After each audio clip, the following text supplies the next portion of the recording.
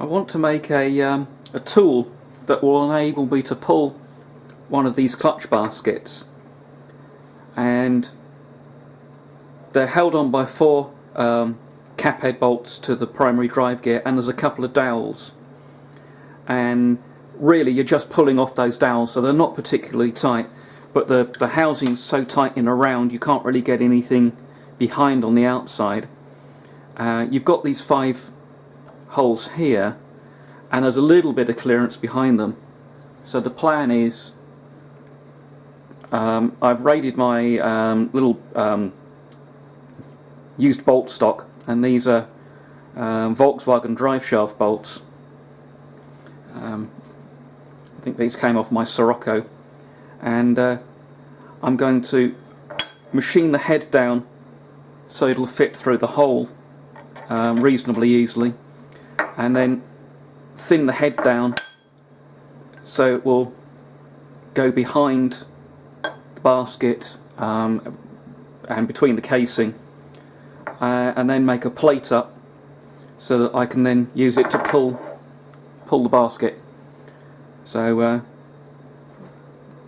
we've got to go over to the lathe and get these machined down, and there's going to be an interesting bit of holding to do. Okay, I want to hold this bolt and turn the diameter and thickness of the head down, but it's a rolled bolt, so the threaded proportion is actually larger diameter than the shank, and I don't want to hold it on the threads with a lot of overhang, and if I hold it further back, you know, it's still not gripping on the shank, so it'll wobble.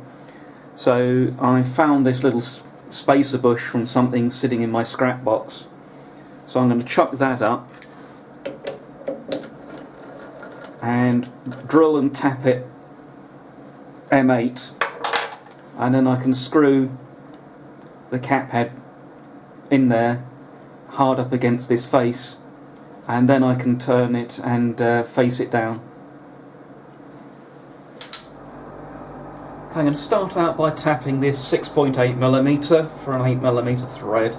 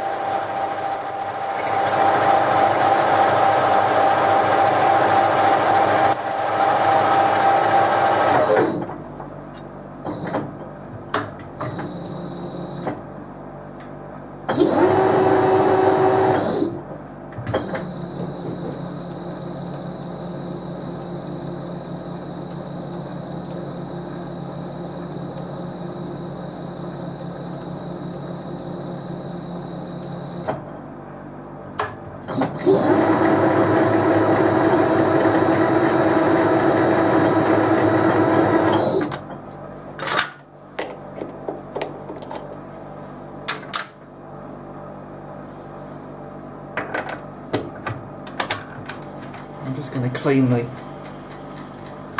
face up.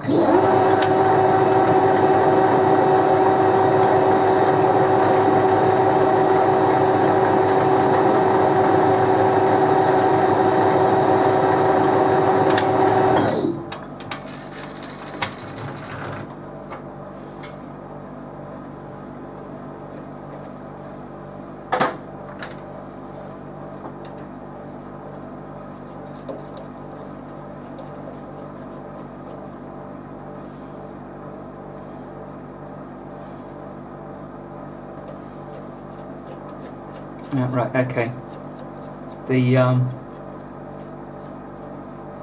Although this shank is reduced diameter, it's not smaller than the minor diameter of the thread, so I need to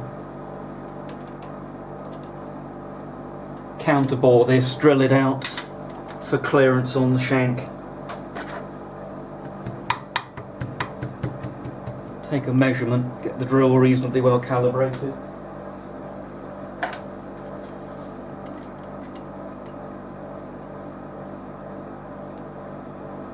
I want to drill in about 20mm. That's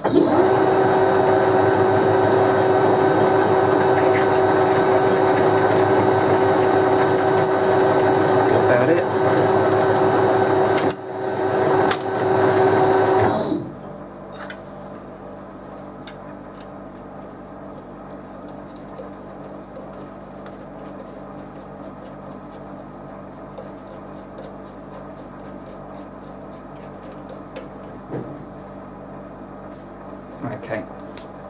Now we're bottomed out against the bush, or the holder, or whatever you want to call it, and we can start turning it down.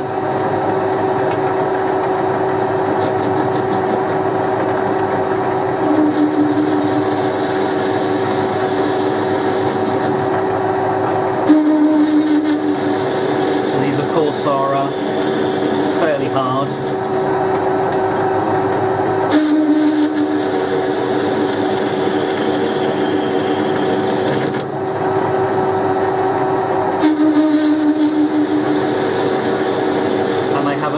Finish, by the way, which is the it's not chatter.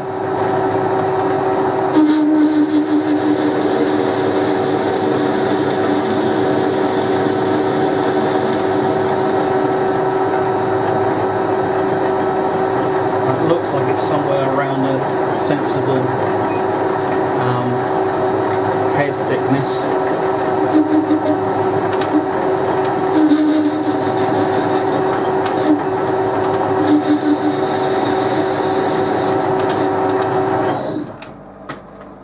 Just going to see what we've got for a head diameter now.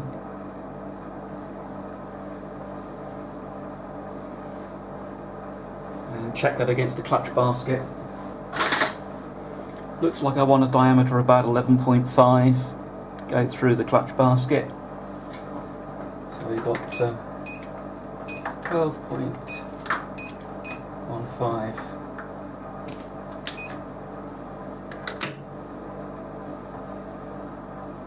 Go down to 11.7.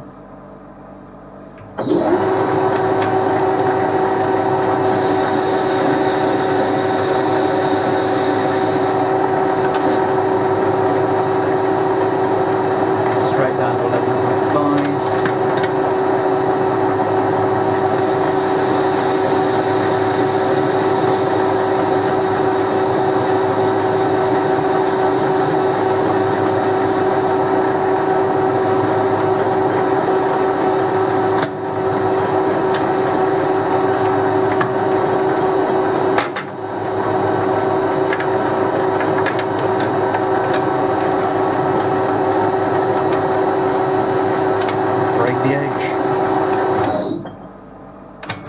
We'll see if that fits the clutch basket. That's pretty hard and smooth, so I'm having trouble getting a hold of it. So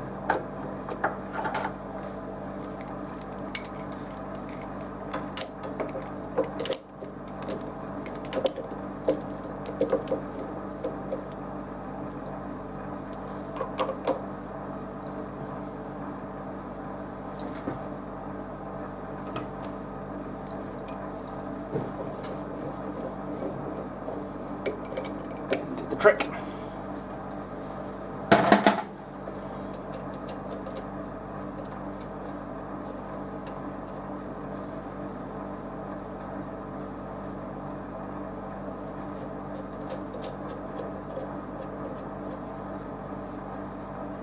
So there's our slimmed down and reduced diameter head,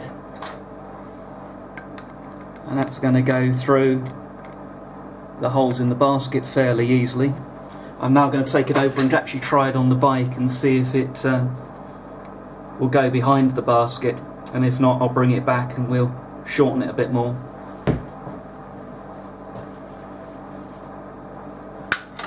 Okay, well that seems absolutely fine, so I just need to knock out another 4. I'd get away with 3, but I'm going to do a full complement of 5 to match the available holes.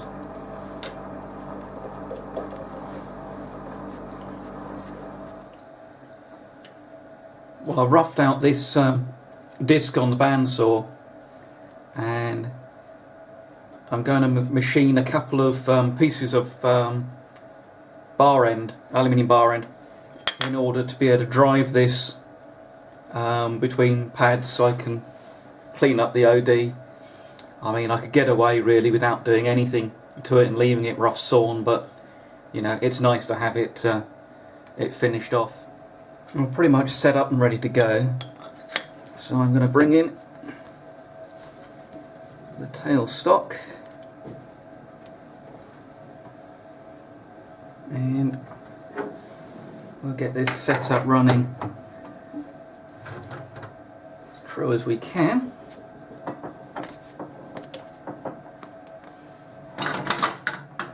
This is a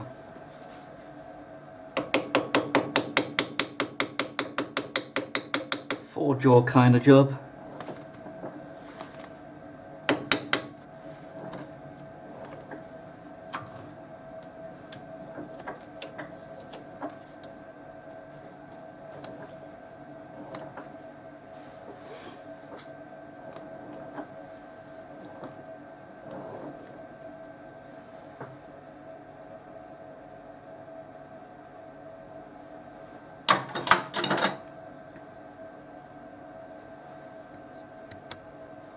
Okay, we've got the disc set up between the pad in the chuck and the pad on the rotary tailstock centre.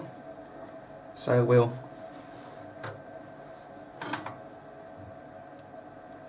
touch off and make some light cuts until we get this clean.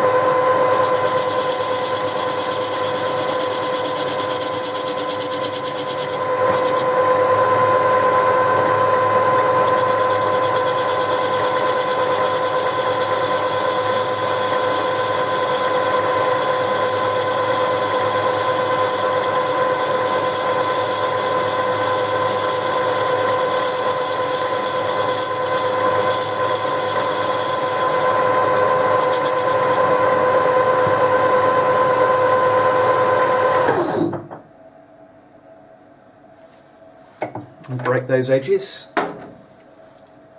at least the one on this side. If we can get in there.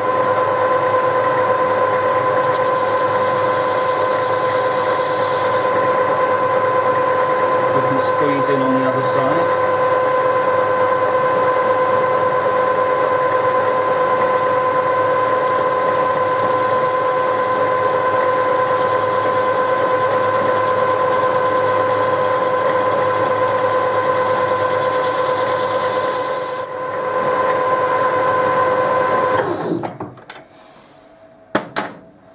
And that'll do for this job.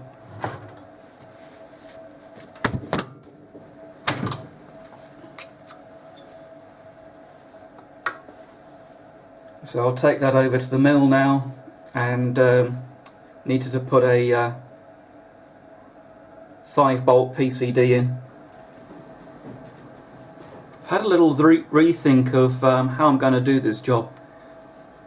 These holes in the basket are cast in and very difficult to measure positions of, but it just happened through luck that this disc will sit into that recess. so I can spot through from the back.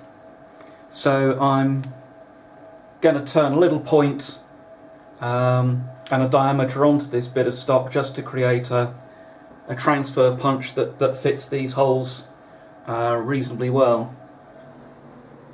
I've got a bit of bar as an anvil to work on. And put our blank up there, the clutch basket on top. Okay, having found my hammer, I'm going to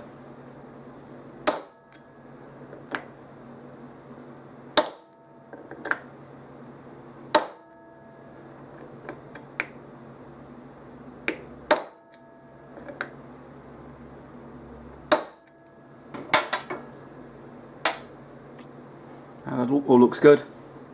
So I'll do these on the pillar drill, and I'll show you the result. Here's the puller with 3 of the special bolts or modified bolts fitted.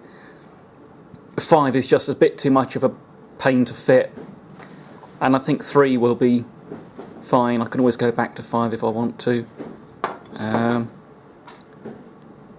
That's the normal clutch lifter. I've just made a shortened rod, and I was about to take out the 4 bolts that hold the clutch together, and I went to the first one and it's loose. It's a good full turn loose. The next one wasn't tight. That one's tight. That one's not that tight. That's the only one that's properly tight.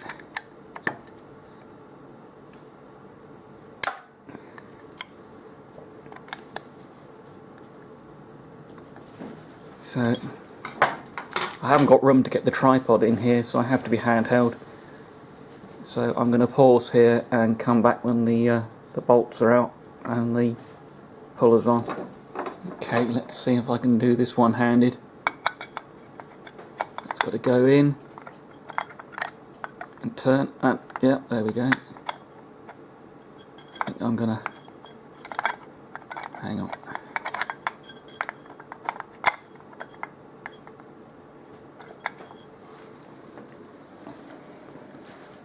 Now I'm gonna have to.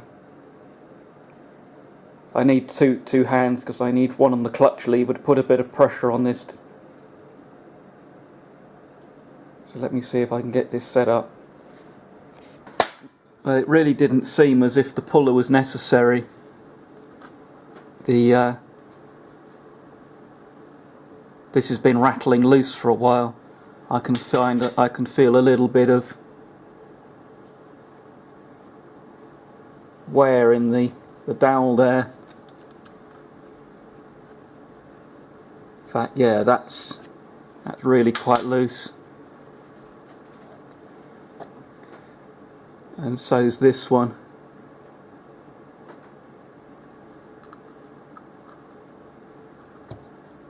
It may be, in fact, that we have to think about replacing the primary drive gear. I'll have to see how bad the wear in those holes is. Check over the rest of this this clutch. And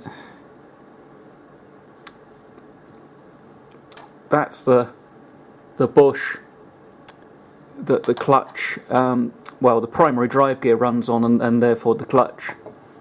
And that's meant to be sealed to the input shaft with a little bit of Hylamar, and there's no sign of anything down the middle of that, so I suspect that's where the oil's been coming from, because there's no seal. Here as such, it's just going to come down the splines and past the clutch retaining nut. You know, what there is back here of oil is minimal, so it's not been the big seal that's leaked. So This may involve a phone call to the owner. It's not something I've come across before, but unusual. Don't know if it's a factory fault of those bolts not being tightened and that's just been fretting a little, or what. Anyway, more in future.